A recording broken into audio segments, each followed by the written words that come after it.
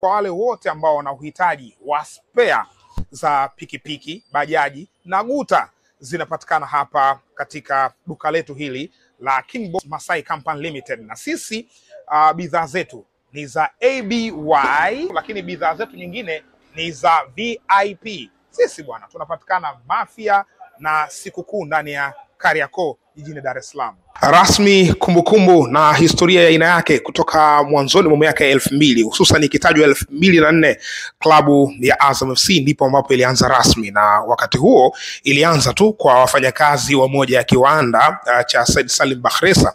Walikuwa kama sehemu ya kujiliwaza, yani ile timu baada ya shughuli za viwandani jioni wanapata nafasi ya kucheza kandanda.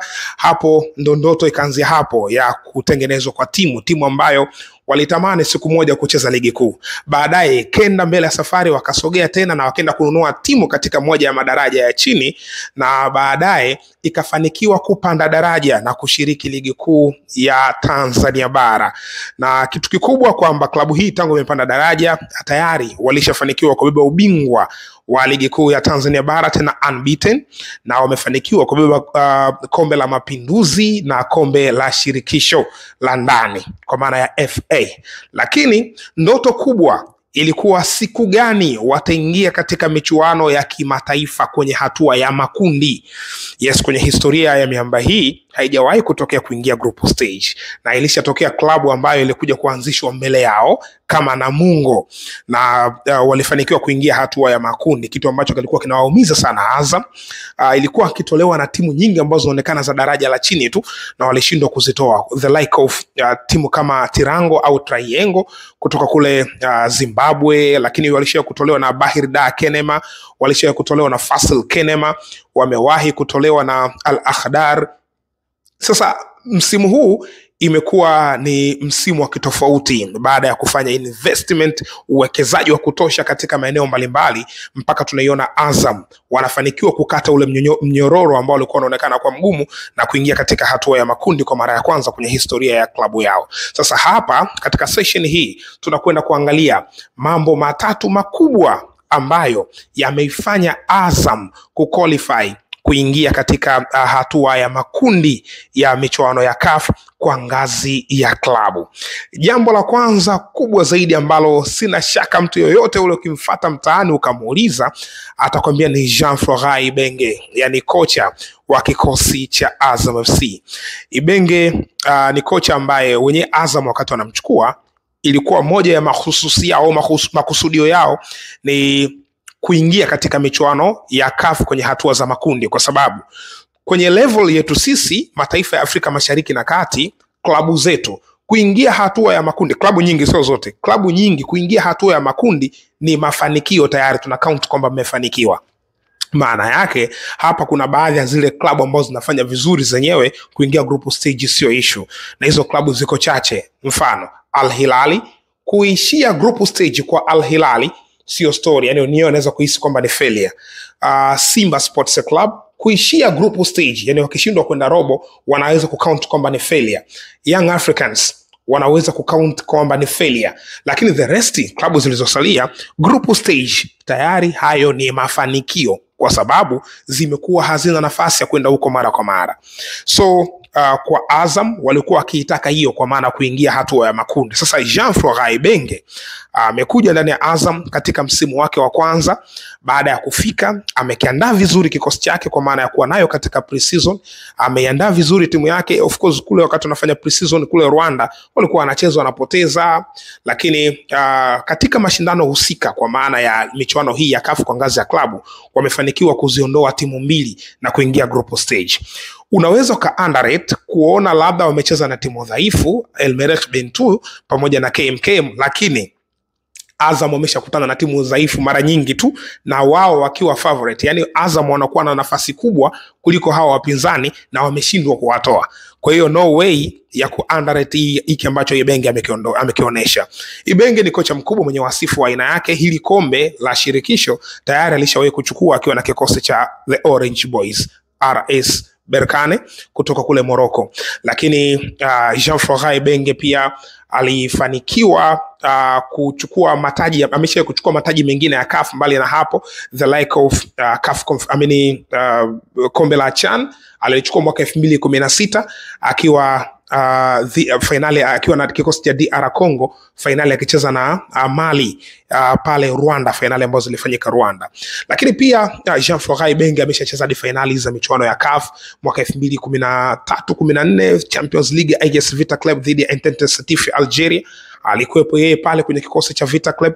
Mwaka 2019 wanapoteza finali dhidi ya Raja Casablanca, alikuwa yeye katika benchi pale. Kwa hiyo unapozungumzia Ibenge unazungumzia top coaches, makocha wakubwa kabisa hapa Afrika ambao tunajivunia wa Afrika sisi wenyewe ni pamoja na Jean-Florai Ibenge. Kwa hiyo hiki ambacho amekifanya sio kwa bahati mbaya. Hilo ni eneo la kwanza ambalo limetumia muda mwingi sana kulielezea kwa sababu ya Ibenge.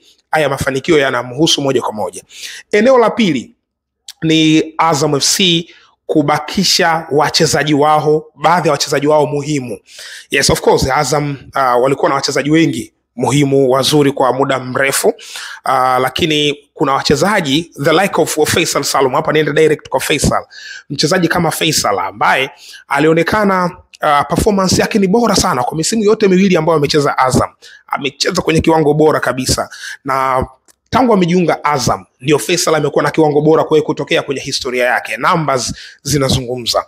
Sasa Faisal tunafahamu kwenye madirisha haya yaliyopita ya usajili kwa kihusishwa sana kuondoka kwenye kikosi cha Azam, na uongozi wa klabu ya Azam ulipambana kweli kuhakikisha Faisal anasalia pale, na anaweza kukuthibitishia kwamba na mchezaji ghali kuliko wote, mchezaji ambaye analipwa pesa nyingi zaidi ndani ya ligi kuu ya Tanzania bara, ukielezwa kwamba anapokea zaidi ya dola za Kimarekani 34,000. So ni mchezaji wa daraja la namna hiyo. Just imagine hapo nazungumzia milioni 90 plus huko. Ndio pesa ambayo anachukua kwa mwezi. Hiyo ni monthly salary. Sasa tukiachana na hilo, kumbakisha Faisal na baadhi ya wachezaji of course, lakini Faisal ndo kubwa zaidi ndani ya Azam, na hata mchango wake umeonekana katika hizo mechi za qualify, kama mechi ya leo hiyo, maassist ya kutosha. Huyo ndo Faisal Salum. Eneo la tatu na ndio eneo la mwisho katika session hii ya Azam, wamefanikiwa kwa miongoni mwa vitu ambavyo wamefanikiwa ni msimu ambao Azam wamesajili wachezaji wenye daraja, wachezaji ambao wana experience na michuano ya kimataifa. Katika mechi hii tumemshuhudia mchezaji kama Landry Zuzu ambaye ni mlinzi wa kati. Of course ni fullback wa kushoto tangu anatoka ASEC, lakini ni mlinzi wa kati wanamtumia kwa maana ya Azam. Ibenge anamtumia kama mlinzi wa kati, naamini anafuata kimo chake, lakini pia kumkosa Fuentes. Landry Zuzu amecheza quarter final misimu miwili iliyopita ya Champions League akiwa na ASEC Mimosas. Kuna Jefte Kitambala Bola. Jefte Kitambala msimu uliopita alicheza mpaka group stage ya Champions League akiwa na AS Maniema Union katika kundi gumu sambamba na Mamelodi Sundowns. Katika kundi hilo pia kulikuwa kuna Raja Casablanca, lakini alikuwa pale na aliwafunga Mamelodi Jefte Kitambala. Msimu uliopita wa ligi kuu ya DR Congo, Kitambala alimaliza nafasi ya pili kwenye ufungaji bora nyuma ya Horso Mwako Malanga, lakini pia ni nyota ambaye alicheza kwenye kikosi cha Tupuisa Mazembe.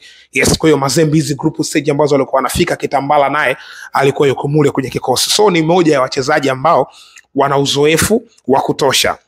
Maturity ya baadhi ya wachezaji kama Himidi Mao yuko pale kwenye safu ya kiungo cha ulinzi, lakini mchezaji kama Sadio Kanute ambaye ameshacheza katika level za quarter final mara kadhaa akiwa na wekundu wa Msimbazi michuano ya CAF, ni miongoni mwa faida ambazo amekuja kuziongeza katika kikosi cha Azam. Kwa hiyo hao ni baadhi ya wachezaji, lakini yupo Hamid Bakhet ambaye amefanikiwa msimu uliopita tu alikuwa kwenye group stage akiwa na Sfaxien group stage dhidi ya Simba, alikuwa kwenye kundi moja sambamba na Simba. Kwa hiyo ni kumbukumbu ya aina yake kwa Azam katika kulikamilisha hili, na wanastahili pongezi kweli. Kama nguvu ambayo tulikuwa tunaitumia katika kuwasema, basi ndio nguvu ambayo tunastahili kuitumia katika kuwapongeza. Ilikuwa ni process, ilikuwa kama wanakosa bahati hivi, ni process ya muda mrefu, lakini finally wamekuja kukamilisha, and now tunazungumza Azam